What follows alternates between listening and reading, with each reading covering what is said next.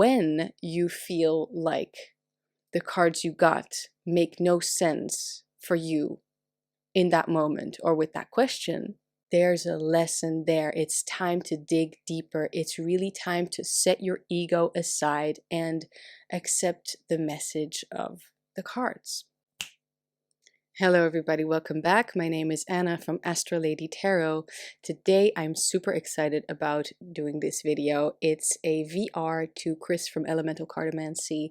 His video is called #HowTarot and he is asking us, how does the tarot work? And I just think it's wonderful. Let's get into it, I really loved the questions that he posed. There are really just two questions to answer. Question number one is, does it matter how the tarot works? And question number two is, how does the tarot work for you? So first of all, go ahead and check out his video in case you haven't seen it yet. Doggy might look scared because there's a thunderstorm coming. It's okay.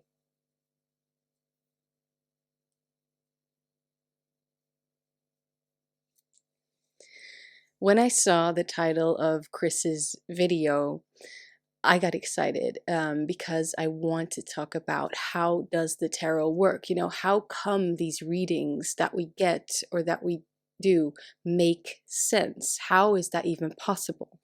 When he answered his own question, how does the tarot work for you, though, he went more in the direction of all the different ways that tarot can be used. And I think that is good as well. It's interesting. I loved hearing that, and I'm going to start with that. But I personally got really excited to really get into that almost impossible question. Well, you'll be the judge of that, of how does the tarot work? So let's start there.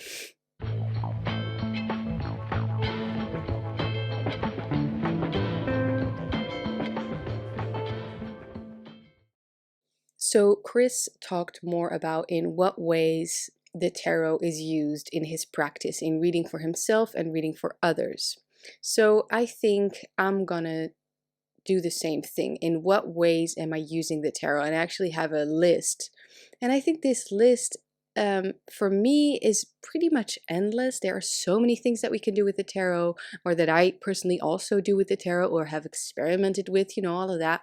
It's really pretty much whatever you can come up with, you can do with the tarot, and it will differ from person to person what they believe the cards can do. There is the biggest difference.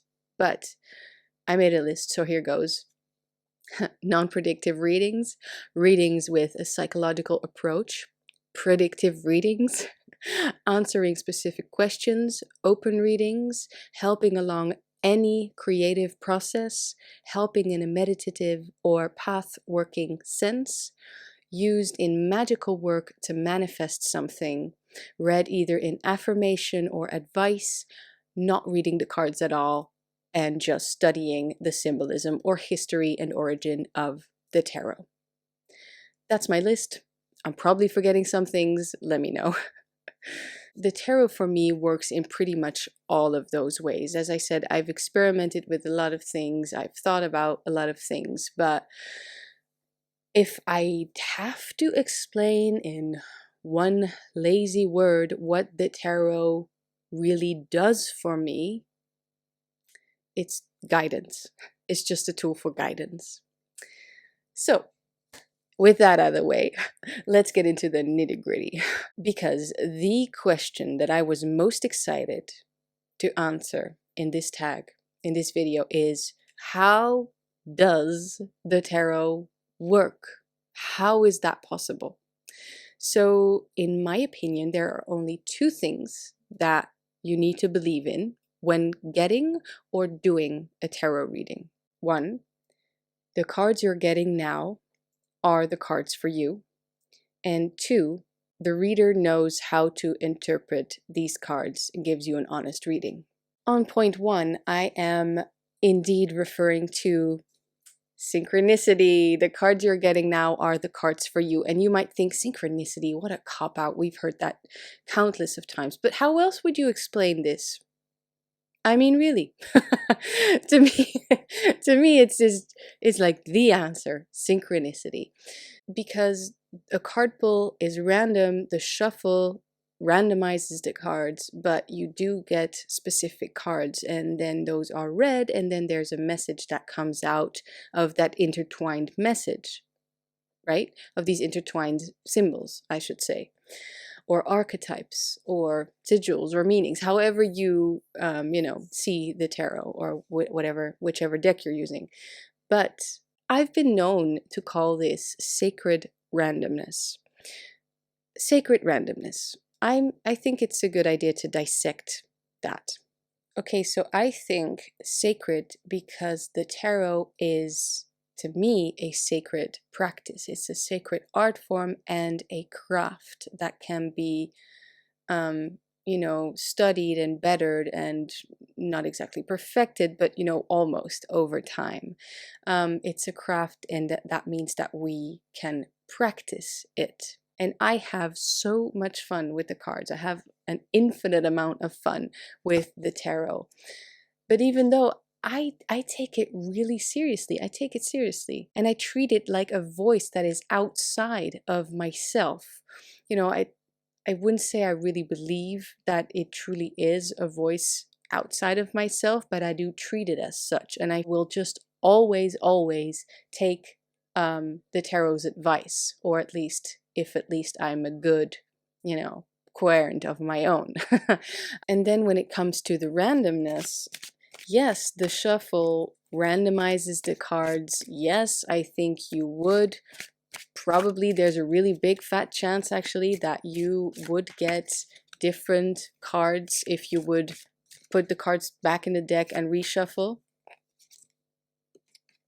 But you really just don't want to do that, because rule number 1 in my huge tarot book is the tarot is always right.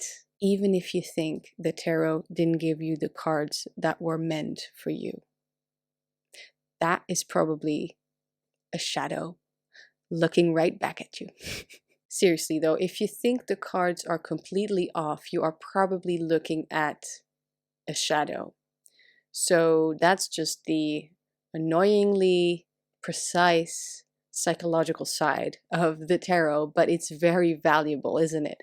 It's how it helps us recognize, destructive patterns that we could be in, and then in the future that it will help us recognize those patterns easier or earlier in the game, you know what I mean? So that psychological approach is really an important one, I think. So there is something I want to add to this, because I might sound now like, kind of like a goody two shoes. I follow the rules of the tarot, but I'm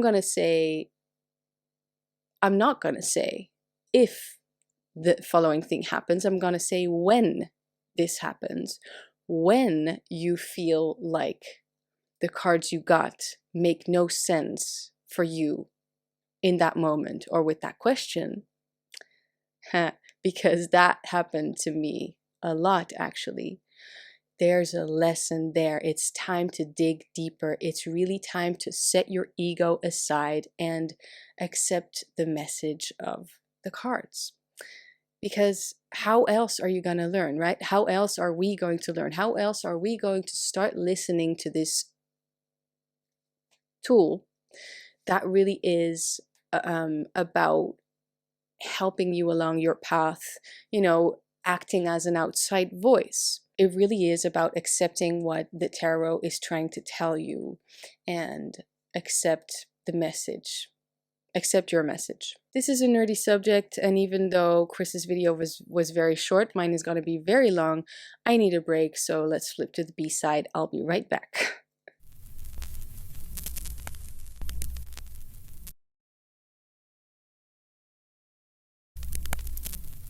Okay, so I was saying accept your message and put your ego aside. Then, just the fact that this or any other 78 card deck is showing you the exact right cards for you at this moment That is what I call synchronicity. That basically means that this randomness, or this seeming randomness of the universe, actually has meaning and actually is there to guide you in a sense, or that we can actually read those energies. Even if you don't believe in that, it's the synchronicity is about that this randomness actually is there. It's not a contradiction necessarily between randomness and meaning. It's that this randomness has meaning.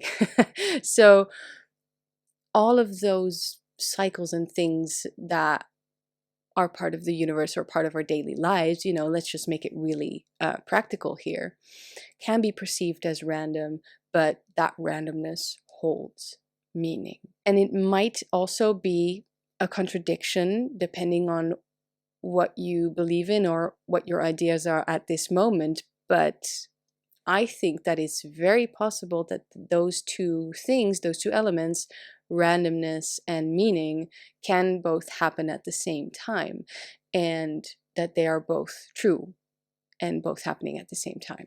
I feel that makes sense for me. I feel that that is a good reasoning behind how we get the cards that we're supposed to get at this moment. And even though, like, playing devil's advocate in my own video, even if you don't believe that, though, we are still going to see something in the cards, right? And it might not just be the synchronicity that is working its synchronistic forces on the tarot deck or the shuffle, but also on your own mind and your own mood at this very moment. How are you interpreting these cards? So there's something there either way. You know what I mean? It's really just the magic of the moment. And the more you're open to synchronicity, whether you call it that or not, and whether you, well, however you believe that this affects us or affects things or situations around us, it's actually true that the more you are open to synchronicity, or to the universe having some kind of a, I don't know, cause and effect, or rather connections that are made, you can see the connections that are made, the more the synchronicities start happening. And actually, that is just probably one of those laws that I always forget the name of, but the more you focus on something, the more you see it, right? I mean, I could just tell you right now, you're gonna see the number 6 a lot of times everywhere for the next few days, and this will actually be true. It doesn't really matter for me whether it's that feeling of, okay, we are followed by the same thing all the time. It's that synchronicity. It feels like it's following me. There's actually more of the number 6, like that stupid example that I gave, around me all the time. Or whether we believe and we feel, well, I am so focused on this now that, yeah, of course I'm noticing it more. That doesn't mean that it's more there. It just means that I'm noticing it more. To me, there's not really a difference. Whatever. It's just a perception of reality anyway. We create our own reality, we create our own world, our own universe, and yes, we are part of the creation of our perception of what we see happening in the world. And so, yes, even the randomness of the 3 cards that you got 2 years ago on one question, what if you would ask the same question and you got the exact same 3 cards? You know what? Your reading will probably be different. Yeah, because I do believe in the study of tarot. I love that stuff, you know that. But there is that base, of knowledge that is just the truth that we can build upon. Yet there is still that thing of the magic of the moment that will dictate how you interpret these cards in that specific moment. So that also adds in, on the reading. So what I'm trying to say here, very poorly, but by now I'm a rambler. And it's extra challenging because I'm really just Dutch. I am trying to say that it's not just the randomness of the cards, it's also the interpretation of the cards that you'll get. As in, everything falls under this rule of randomness, and it's up to you to see that sacredness in it or of it. It's really just your mindset and your mood that also count there. It's so elusive what I'm trying to say, but that's why I like this question, right? It's not just about what cards you get that I put under the category of synchronicity, as it had to be so, or this has meaning for you, or this is there for you.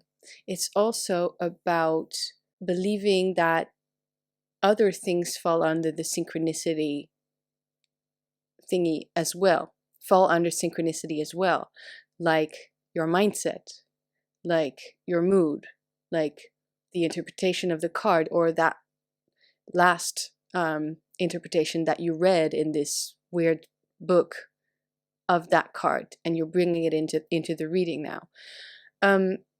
You know what I mean? Like all of those things, they fall under the category of synchronicity and sacred randomness. Okay. So I wanted to say, before I started rambling, the more you're open about synchronicity, the more you'll see it happening around you. Yeah, I kind of went into that, right? I think that's clear now what I mean by that. But you'll also then be able to see cause and effect, or rather, as I like to say, the connections that are there. And that is just a wonderful thing, because I can give you examples. Like you could say, I'm so happy with where I am now, but it's because that didn't work out. And if that had worked out, I wouldn't be where I am now. Or without that awful thing happening, I never would have gotten the brilliant idea to go ahead and start this. So you see, it kind of works in different ways, as in it works with outside forces and also, what inspires you to take matters into your own hands. So it can be about things that are outside of our control, but also about things that are definitely within our control. It's just, again, what you believe is possible, of course, but still connections are made. So this whole talk about synchronicity, I hope you find it as interesting as I do. I'm just, it's very warm and in a weird mood. I just walked the doggy, but fun still. Hello. And you know what? I'm really not saying that you need to go through this whole process of do I believe in synchronicity or anything like that before getting your first reading. That would be crazy, because I definitely believe, and I've seen it happen, that a tarot reading can just as well be the proof of that synchronicity being a real thing that happens. And it can just as easily also just be an introduction to synchronicity, obviously, or to even just making those connections that I was talking about, because truly that is just what the cards do, right? So whichever comes first, the belief or the reading or, anything tarot related, there's this wonderful world of synchronicity. And if that makes sense to you, whether it took a while for you to see it happening, or whether you believed it whether it made sense to you the moment that you heard about it, or that you actually saw it happening right in front of you in the cards on the table, you accept how you got the cards that you received. Of course, the cause and effect or connections. And then you are more likely to also accept why you got the cards that you got. There's a lesson there, putting your ego aside, because the reason you got those cards is already found, or it's already answered. I certainly hope you're still with me. Moving on to point 2. the reader knows how to interpret the cards and gives you a honest reading. Whether the reader is someone else or it's you reading your own cards. You do, in my opinion, need a little bit more trust right there to have all of this make sense. Because now that you have opened up and accepted the cards in front of you, and that these are there to give you a message, to give you a lesson, you know, whether it's the Sun, the Nine of Pentacles, and the Ten of Cups, or if it's the Death card, the Tower, and the Ten of Swords, you now also need to trust the reader to know what they're doing. Not just to know what they're doing, but also that they got their ethics straight, have found a balanced way of reading, no matter what their style is. You know, basically that they know what to do with these symbols on 78 pieces of cardstock. Yeah, and that they know what to do with it. So now I know that giving balanced readings, it's all very personal. You know, what you believe the cards can do and what you can ask the tarot, what types of readings you do really, what's the main focus, I guess, that you want to give your querent, or what's the main focus that you try to get out of the cards as well. It's possible actually also that you don't agree on some of those points between the reader and the querent, if you know what I mean. Hopefully, though, the reader will be the one who's directing the reading in a way that will be most helpful to you, because that's initially what we're trying to do, or inherently what we are trying to do. But again, there's the trust that's necessary, that the reader can actually do that. So that's how I think the tarot works. That was my answer to the second question, how does the tarot work? And there was also question number one, does it matter how the tarot works? Does it matter how the cards work? And my answer is clearly, yeah, clearly it matters how the tarot works, at least to me, okay? So thank you all for watching. That was it. Thanks to Chris for starting this wonderful tag. It gave me another reason to ramble about this. I hope I was clear. If there are any questions, please ask me underneath this video, okay? So if you like this video, leave a like, please share, go ahead and share this video to anyone who you think will benefit from this. If you are new to this channel, please let me know so I can properly welcome you in the comment section below. I also have a Patreon, go ahead and check that out. It's very tarot and magic related. If you like this video, I will link another video in the screen that you will probably like as well. So go ahead and click on that. But of course, Chris's video is in the description below. So yeah, that was it. Thanks so much for being here. Let me know what you think. And yeah, see you next week.